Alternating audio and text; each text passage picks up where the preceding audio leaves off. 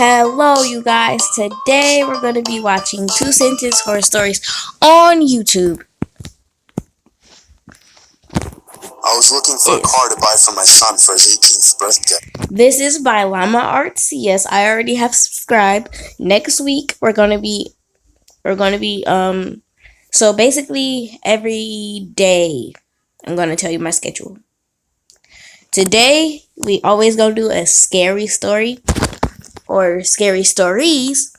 Next week, so today we're listening to Llama Arts. Next week we're gonna be listening to Snarl. Then the week after that we're gonna be listening to that other person that makes the cartoons.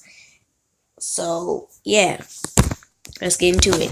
I'm gonna be doing a 4 video today. I'm gonna be doing 4 videos, so can watch this one and then watch the next one and the next one.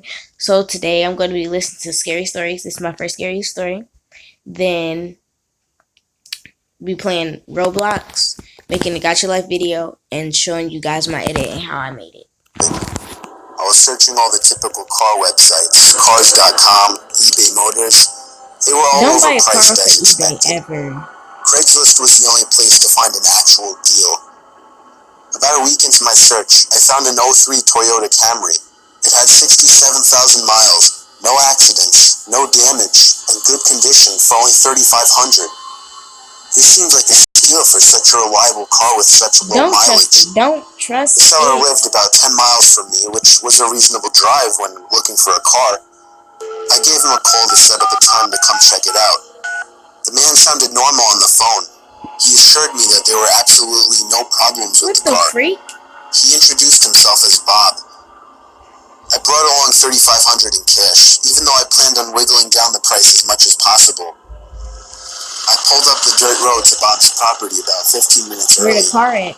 It was a tiny little house with a decent-sized property, only because it was a bit far from the nearest neighbors. The garage was open, so I walked over to see if anybody was inside, but except for an unusual amount of car parts, it was empty. The car was nowhere in sight. First of all, if you see that, you should leave because you know the car is not there.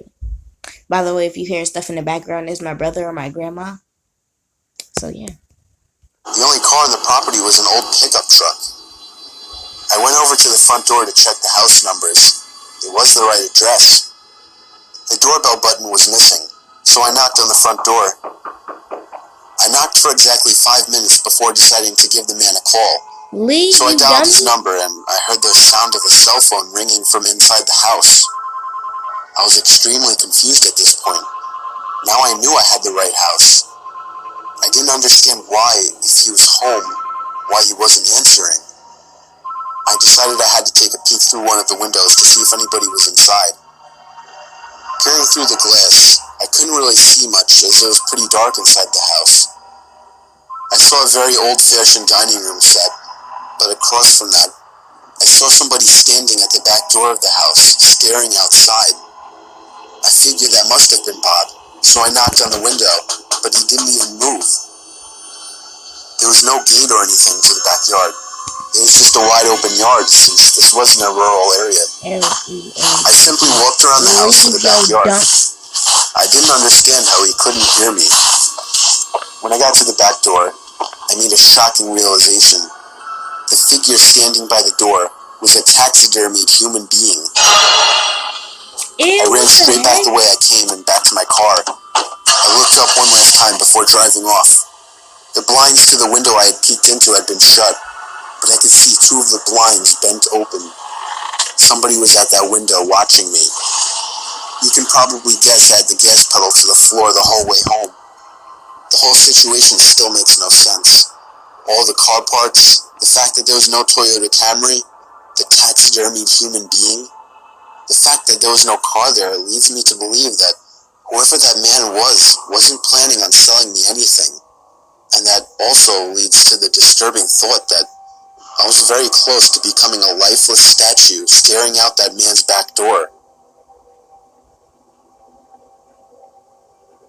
That is disgusting.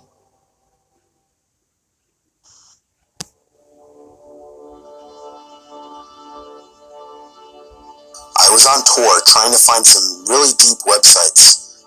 I was in a chat room where people normally shared links to deeper websites and weird pictures and videos, commonly illegal pornography.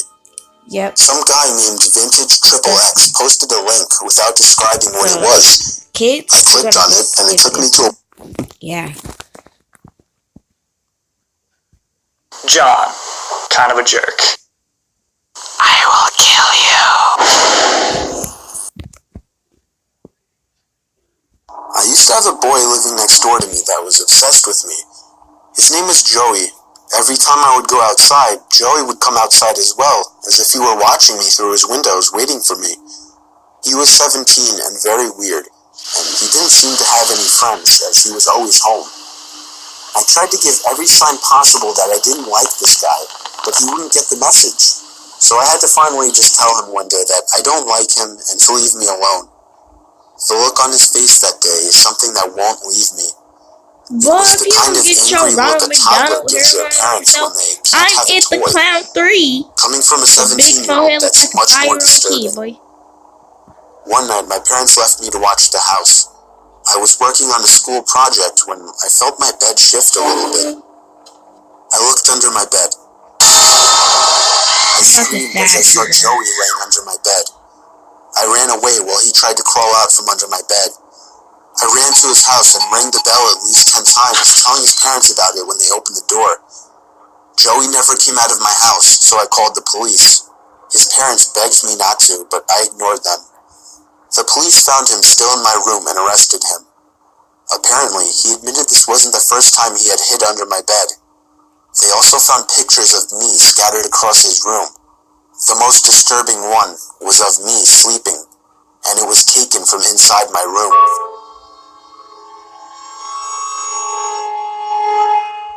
That's something real creepy. So we gonna do one more, and if it's... Working the night shift always sucked. I work in an office building and would constantly do the night shifts since it was the only time it would work out for me. I was just about always the only person on the floor I worked on, possibly in the whole building. There would always be a kind of eerie feeling to being in such a big building with most of the lights out and absolutely no one around. But on the upside, it was peaceful and less stressful, and I was able to get a lot of work done. There was this one night, though. It was a Friday night, around 2 in the morning. So I'm gonna end the video I was typing here away on my keyboard when because I heard a noise from outside my cubicle.